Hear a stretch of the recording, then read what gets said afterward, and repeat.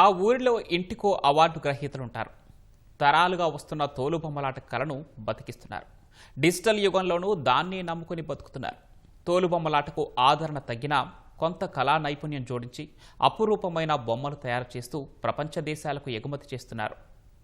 అనిత ఓ అనిత అందమైన అనిత, అనిత ఓ అనిత అందమైన అనిత, నా ప్రాణమా నన్ను ఊసిపోతివా ఊసిపోతి, చిటపట చిన్నుకులు పడుతా ఉంటే చెలికాడేమో సరసనముంటే పచ్చిగొడ్డి కోసింది.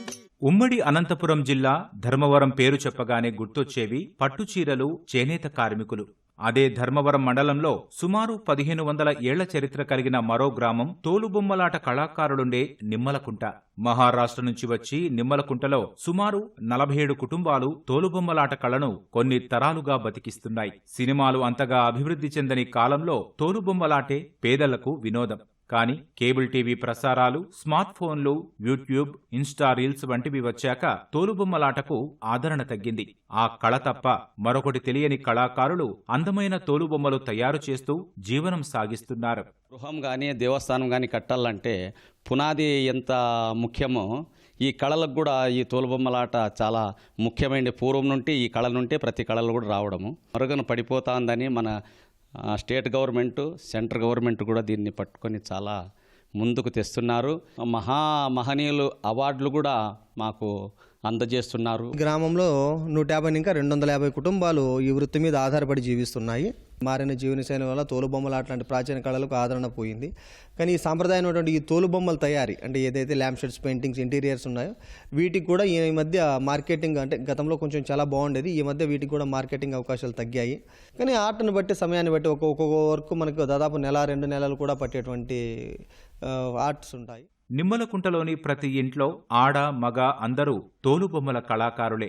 చిన్నతనం నుంచే తోలుబొమ్మల తయారీని పెద్దలు నేర్పిస్తారు. కుటుంబాల్లో బీటెక్, ఇతర ఉన్నత చదువులు చదువుకున్న కళను మాత్రం మర్చిపోరు. చదువుకున్న యువత బెంగుళూరు, హైదరాబాద్ వంటి మహానగరాల్లో ఉద్యోగాలు చేస్తున్నా కూడా సెలవుల్లో ఇంటికొస్తే తోలుబొమ్మలు తయారు చేస్తుంటారు. అరుదైన తోలుబొమ్మల తయారీ కళను గుర్తించిన కేంద్రం కళాకారులకు జాతీయ స్థాయిలో అనేక అవార్డులు ఇచ్చింది.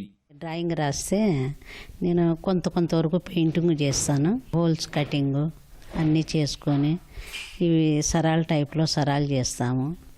ఈ బొమ్మలన్నీ ఎర్రగిర్లు అవి అన్నీ వేసేసి అన్నీ ఇస్తాను. ఇంక మళ్ళీ మా ఆయన అన్నీ పెన్షింగ్ చేసేస్తాడు. నేను వచ్చి జర్మనీకి పోయినాను, స్పెయిన్కి పోయినాను సార్. 2 దేశాలకు పోయినాను. వెనకాల బ్యాక్గ్రౌండ్ వాళ్ళు పాడిన తర్వాత మనం వెనకాల పాడతాము, బొమ్మలు ఆడిస్తాము, హార్మోనింగ్ అంతా చేస్తాం సార్. ఢిల్లీ హార్ట్, ప్రగతి మైదానం, సూరజ్ కొండమేళ, బాంబాయి, ఉదయపూర్, జైపూర్ ఇవన్నీ తమిళనాడులో కూడా చెన్నై అక్కడంతా ఎగ్జిబిషన్ ఇచ్చినారు. మాకు ఒక వరం వాళ్ళకు మాకు ప్రసాదించిండేది. ఈ డిసిహెచ్ వాళ్ళు కూడా మాకు ఒక అవకాశం ఇచ్చినారు. 2012లో సెలెక్ట్ అయింది సార్. 2014లో నాకు అవార్డు ఇచ్చినారు సార్.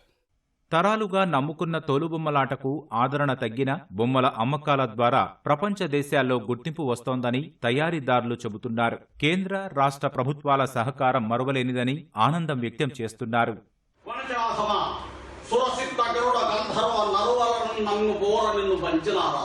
అట్టివారి తలలను కొట్టి గడుక్కున మృగదారు నీకు తెలియదేవరా కోతి జడుమతే.